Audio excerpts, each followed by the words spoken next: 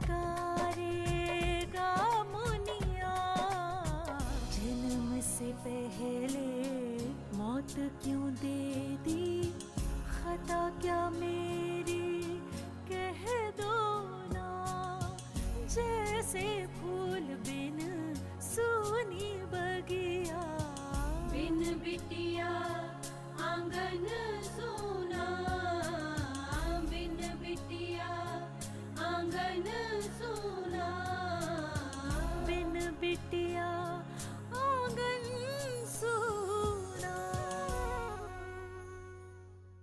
मैंने इस केस के मुतालिक काफी लोगों से पूछताछ की तो पता चला कि ठाकुर मान सिंह जी ने ये साजिश बहुत सोच समझकर रची है।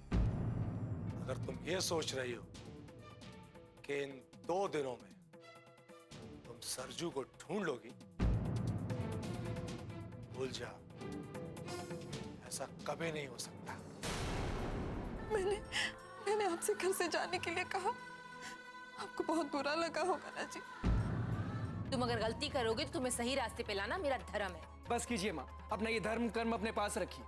मैं सब जानता हूँ, हमेशा दूसरों की फिक्र रहती है आपको, अपने बेटे की बिल्कुल भी नहीं।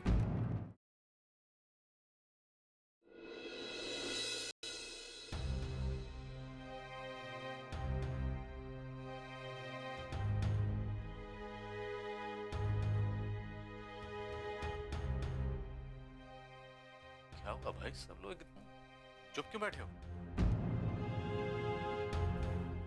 क्या करूं, मेरा तो दिमाग ही काम नहीं कर रहा। 2 दिन बाद फिर से पेशी है कोर्ट में। ये समझ लीजिए सिर्फ 2 दिन की मोहलत मिली है हमें अपने आप को निर्दोष साबित करने के लिए। सब ठीक हो जाएगा, मिल जाएगा वो। कैसे मिल जाएगा? अब तक तो वो न जाने कहाँ चला गया होगा। अरे आंटी ऐसी बात नहीं है, इस दुनिया में जुर्म और मुजरिम ज्यादा दिनों तक छुपे नहीं रह सकते। जब किस्मत खराब होती है ना, तब हाथ आई जीत भी हार में बदल जाती है वीरे। आंटी आप ऐसे मायूस क्यों होती हैं?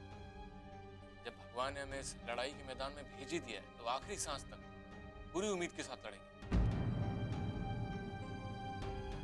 और अगर हौसला तोड़ दिया तो फिर जीत नहीं मिलेगी। वीरेन सही कह रहे हैं, भगवान भी उसी की मदद करते हैं जो स्वयं अपनी मदद करता है। और फिर हमारे हाथ में कर्म करना है, डाल देना तो भगवान के हाथ में है ना। बिल्कुल सही कहा अंकल ने। वो तो आप और हम जैसे आम लोग हैं जो इस बारे में सोचकर परेशान होते हैं, वरना जो होना है वो तो पहले ही लिखा जा चुका है। उसके बारे में सोचकर अपना वर्तमान क्यों बिगाड़ना? अंकल मैंने कुछ गलत कह दिया क्या? नहीं बेटा, इनफैक्ट तुम बहुत अच्छी बातें करते हो। अनु बेटा, तुम्हें क्या हो गया? एकदम चुप बैठी हो, क्या हुआ? कुछ नहीं पापा, मैं बस सरजू के बारे में सोच रही हूँ। कैसे भी करके हमें उसे ढूंढ निकालना होगा। वो भी सिर्फ 2 दिनों में? कैसे हो पाएगा? अरे आंटी 2 दिन बहुत होते हैं, आप चिंता मत कीजिए, हम सरजू को ढूंढ निकालेंगे। अनुष्का जी ने भी कोई कसर नहीं छोड़ी है उसे ढूंढने की, और मैंने भी अपने खबरी उसके पीछे लगा रखी। कल नहीं तो परसों तक तो मिल ही जाएगी। अच्छा अंकल अब मैं चलता हूँ। अरे बैठो बेटा, थोड़ी देर बैठो। अंकल मैं जरूर रुकता, लेकिन मुझे घर जाकर खाना बनाना है। खाना खुद बनाते हो? जी आंटी मैं खुद ही बनाता हूँ। बाकी लोग? अब और कोई नहीं है, मैं अकेला ही। तो बेटा आज खाना यहीं खा के जाओ। नहीं नहीं अंकल, इसकी कोई जरूरत नहीं है। अब कहाँ घर जाओगे, फिर खाना बनाओगे और खाओगे? यहीं खा लो। और सुशीला बहुत अच्छा खाना बनाती है, बेफिक्र रहो। अंकल मैं वो अरे क्या मैम है, वकील होके इतना शर्माते हो, खाना खा के जाओ। अब तो तुम्हारे अंकल ने भी कह दिया तुम्हें खाना यहीं खाना होगा। तुम पराए होकर हमारी इतनी मदद कर रहे हो, हमें भी अपने लिए कुछ करने का मौका दो। ठीक है आंटी, आप इतना कह रही हैं तो खा के जाता हूँ, लेकिन मेरी एक शर्त है।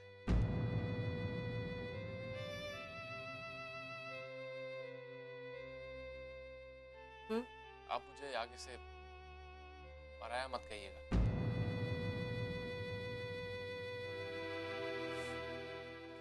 नहीं कहूंगी, ठीक है?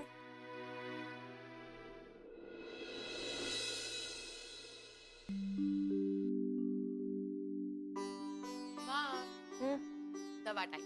उठिए उठिए उठिए।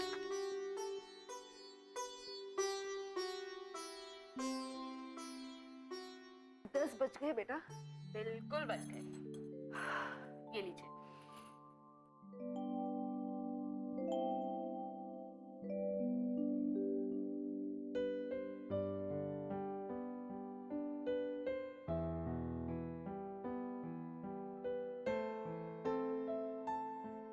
Good girl. चलिए माँ, अब आप आराम कीजिए, सो जाइए। Good night. जैसी आपकी आज्ञा मालकिन। माँ। अपराजिता। अच्छा सुन, यहाँ एक मिनट बैठ मेरे पास। वो तेरी अनु से बात हुई क्या? वो क्या नाम है उसका? वो सरजू, उसका पता चला? माँ मैं भूल गई। वो क्या ना, मैं अपने ही कामों में फंसी रही। ये गलत बात है ना बेटा। वो तेरी इतनी अच्छी दोस्त है, तेरी इतनी फिक्र करती है, और तू उसे एक फोन भी नहीं कर सकती? बेटा उसके पापा पे जो मुसीबत आई है ना, उससे वो बहुत परेशान होगी, और ऐसे में उसे तेरे साथ की जरूरत है। अगर तूने उसे फोन किया, उसे बात की, तो तेरे सपोर्ट से उसे हौसला मिलेगा। सॉरी माँ, गलती हो गई। मैं ऐसा करती हूँ, मैं कल ही जाके उनसे मिलकर आती हूँ। इसी बहाने मैं आंटी अंकल से भी मिल लूंगी। आप खुश हैं? आप? बहुत खुश हूँ। ठीक है, अब आप सो जाइए, आराम कीजिए। चलिए चलिए, लेटिए लेटिए। गुड नाइट माँ।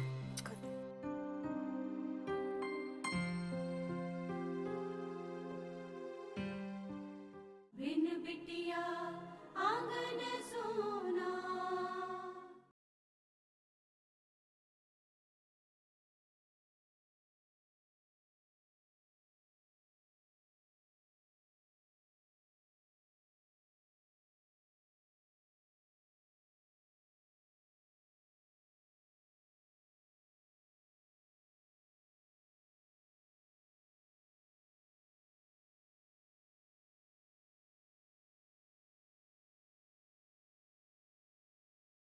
बिन बिटिया आंगन सोना।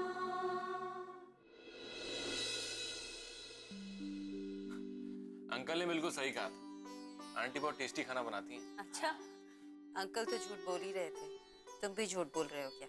अरे मेरी तारीफ को तो झूठा समझती थी, इनकी तारीफ को तो सच्चा समझो। वकील हैं ये लोग, झूठ नहीं बोलते। आंटी अंकल का तो मालूम नहीं, लेकिन मैं सच बोल रहा हूँ। खाना वाकई में बहुत स्वादिष्ट था।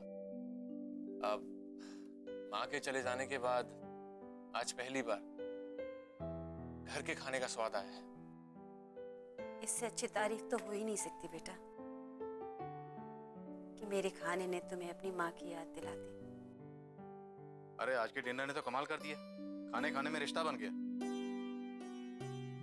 सुशीला तुम्हें बेटा कह रही है? नहीं, मेरा मतलब मेरे। नहीं आंटी, अगर आपने बेटा कहा है तो बेटा ही कहिए, मुझे अच्छा लगेगा। वैसे बेटा सुनने के लिए कान तरस गए मेरे। जैसे माँ के हाथ का खाना बरसों से नहीं मिला, वैसे ही बेटा सुनने के लिए कान तरस गए। ठीक है, बेटा ही कहूंगी। ये लीजिए पापा, आपकी फेवरेट कोल्ड कॉफी। अरे बेटा, मैं कैसे पता कि कोल्ड कॉफी पीने का मन कर रहा है? आपकी बेटी जो हूँ।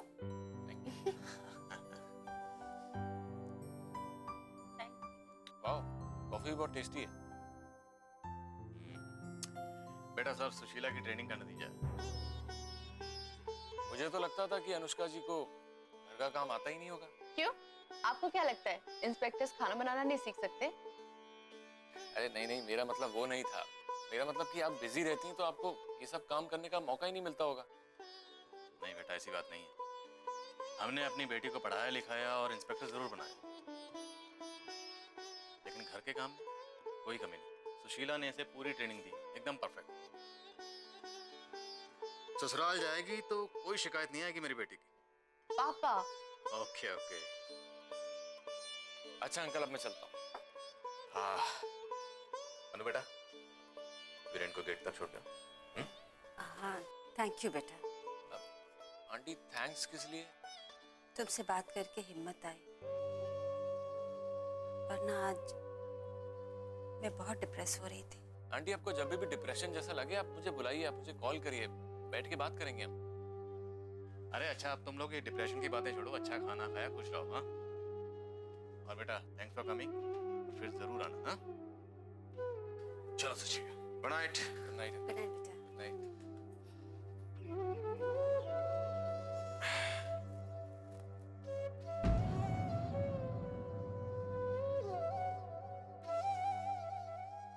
क्या हुआ अनुष्का जी? जी कुछ नहीं। आप बताना नहीं चाहती, लेकिन मैंने भी देखा कि आंटी आपसे थोड़ा सा नाराज है। लेकिन इसमें चिंता की कोई बात नहीं है। कभी कभार परेशानी में ऐसा हो जाता है। आंटी विशाल अंकल के लेकर काफी चिंतित हैं, इसलिए शायद ऐसा रिएक्ट कर रही है। वैसे देखा जाए तो आंटी अपनी जगह बिल्कुल सही है, क्योंकि कोई भी पत्नी अपने पति के लिए ऐसे ही परेशान होगी। जी मैं जानती हूँ वीरेन जी, और इसीलिए मैं भी बहुत ज़्यादा परेशान हूँ। समझ नहीं आ रहा कि मैं उनकी ये प्रॉब्लम कैसे दूर करूँ। अनुष्का जी आप बिल्कुल बेफिक्र रहिए, आप आराम से जाकर सो जाइए, क्योंकि ये केस बहुत जल्दी सॉल्व होने वाला है। अच्छा अब मैं चलता हूँ, गुड नाइट। Good night.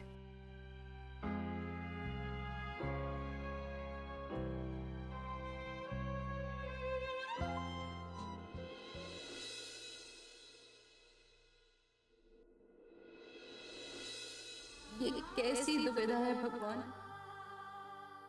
किस चौराहे पर खड़ी हूँ मैं। यहाँ होती हूँ तो मन उस तरफ भागता है, वहां जाती हूँ तो फर्ज इस तरफ खींच लेता है। कैसे अपने मन को समझाऊं?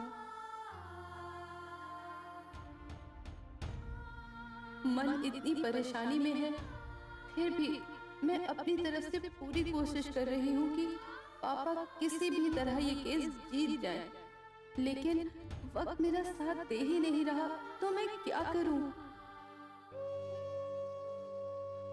माँ को कैसे विश्वास दिलाऊं कि मुझे पापा की, उनकी बहुत चिंता है। कहाँ जाऊं मैं, किससे अपने दिल की बात बताऊं? बहुत ही कठिन समय है। नजर उठाकर देखती हूँ तो कोई अपने साथ खड़ा नजर नहीं आता।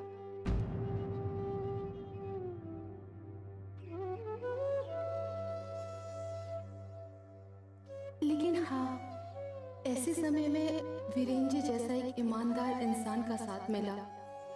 उन्होंने मेरा बहुत साथ दिया है, बहुत हौसला बढ़ाया है मेरा। बस अब इसी हौसले के साथ मैं पापा को ये केस जिताना चाहती हूँ। भगवान मेरा साथ देना।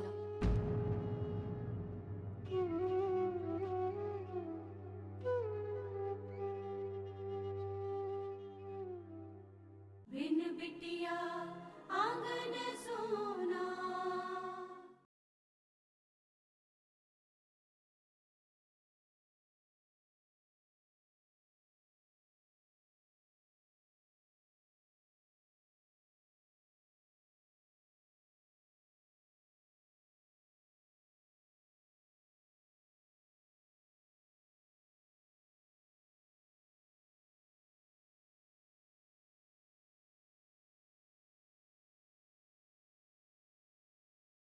बिन बिटिया आंगन सोना।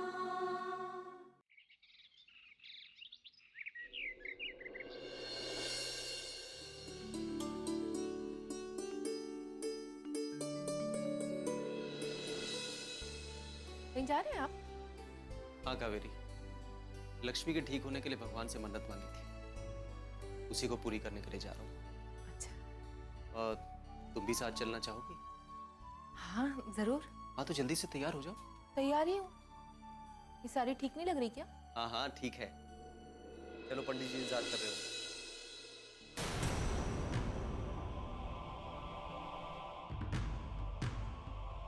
कहाँ जा रहे हैं आप लोग? क्या हुआ? मेरे सवाल का जवाब नहीं है आपके पास? या फिर कोई बहाना सोच रहे हैं मुझे बताने के लिए? हाँ? बहाना बनाने की कोई जरूरत नहीं, हम मंदिर जा रहे हैं। अरे हाँ, उस औरत के लिए पूजा करवाना।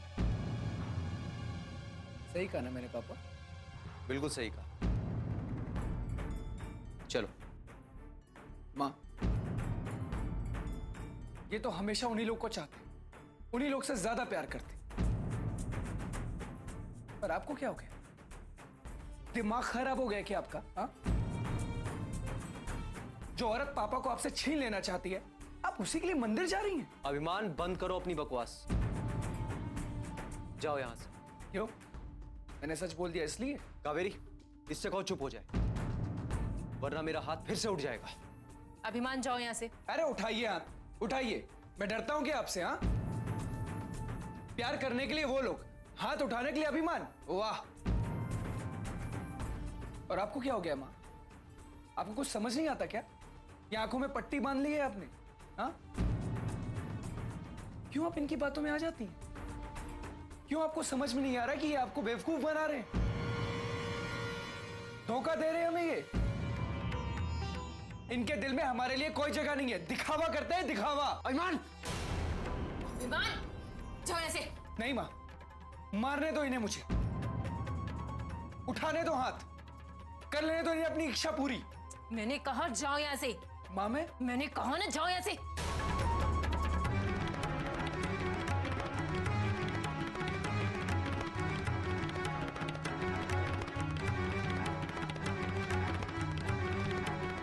आप इसकी बातों पे ध्यान मत दीजिए, हम अपना काम करते हैं ना। चलिए मंदिर चलते हैं, चलिए।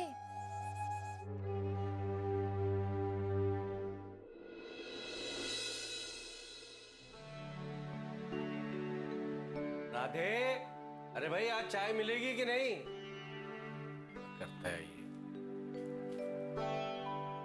लीजिए बाबूजी आपकी चाय। अरे लक्ष्मी बेटे, तुम क्यों चाय लाई? मैंने तो उसे कहा था लाने के लिए। हाँ बाबूजी, लेकिन मैं बस पानी पीने गई थी, फिर मैंने देखा कि राधे परेशान हो रहा है और फिर उसे सब्जी खरीदने मार्केट भी तो जाना था, चला गया। आपके लिए चाय मैं लेकर आ गई। लेकिन बेटा, ये अच्छी बात नहीं है, तुम्हें आराम करना चाहिए। इस तरह से काम करने लगोगी तो थकान होगी। राधे को चाय बनाने के बाद जाना चाहिए था। आने दो उसे, मैं बात करता हूँ। बाबूजी, इसमें राधे की कोई गलती नहीं है, मैंने ही उसे जबरदस्ती भेजा। और फिर चाय बनाने में कौन सी थकान होती है, 5 मिनट में बन जाती है। वो तो ठीक है, लेकिन अगर राधे को इतना जरूरी था भेजना तो मुझे बोल दिया होता, मैं चाय बना लेती। क्योंकि अगर दोबारा तुम्हें कुछ हो गया ना तो तुम्हारे बाबूजी तो मुझे ही दोष देंगे। दोष तो मैं दूंगा, क्योंकि मरीज को आराम करना बहुत जरूरी है। अब जाओ और सीधे जाकर आराम करो। जी बाबूजी।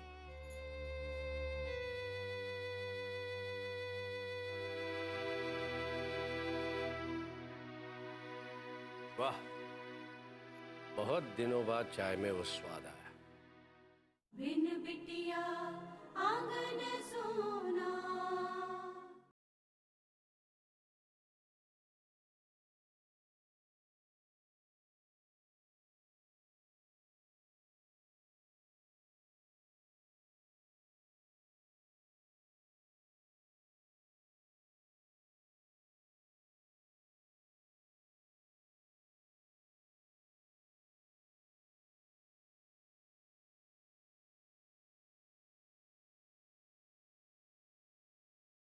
बिन बिटिया आंगन सोना।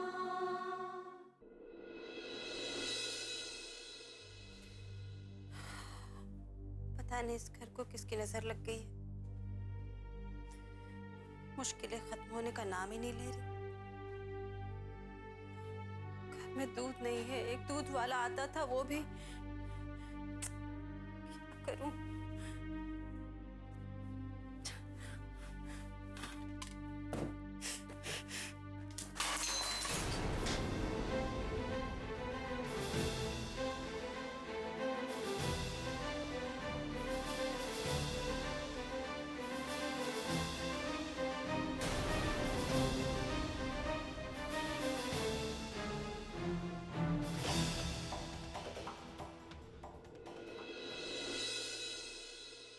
माँ, आपने इसे तोड़ दिया। इतने प्यार से खरीदा था आपने ये। चीजों का क्या बेटा, एक टूट जाएगी दूसरी आ जाएगी, पर इज्जत।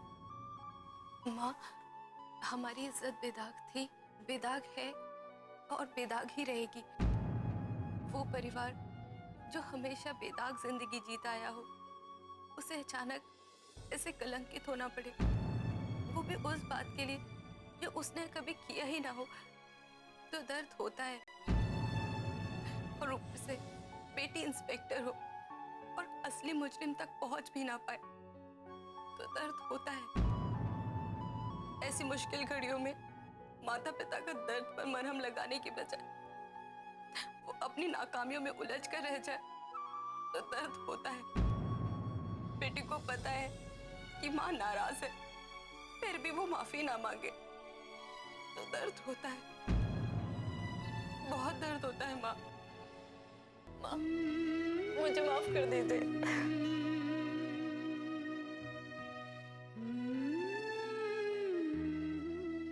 बस करो, बस करो, बस करो बेटा, माफ कर दीजिए माँ। बस करो। खुद भी रोओगे और मुझे भी रुलाओगे। बस बस करो। इस तरह हम दोनों माँ बेटी रोते रहे तो आज उपवास रखना पड़ेगा। घर में कुछ भी नहीं है खाने को। ठीक है माँ, मैं अभी बाजार जाती हूँ, लेकर आती हूँ। बताइए क्या लाना है? थोड़ी सी सब्जी और दूध। ठीक है। पैसे? पैसे तो तुम कमा रही हो ना, मुझसे क्यों मांग रही हो? अच्छा देती हूँ।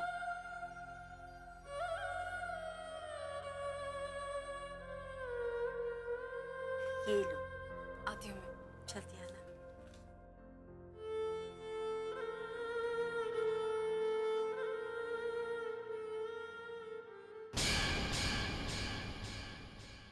अगर मुझे कुछ हो जाता है वो बेटा, तो मैं तुझसे मिले बिना ही इस संसार से चली जाती। पागल तो हम माँ बाप जो बेटों को ही अपना सब कुछ समझते हैं, लेकिन माँ बाप का दर्द जितना बेटियों को होता है ना, बेटों को नहीं।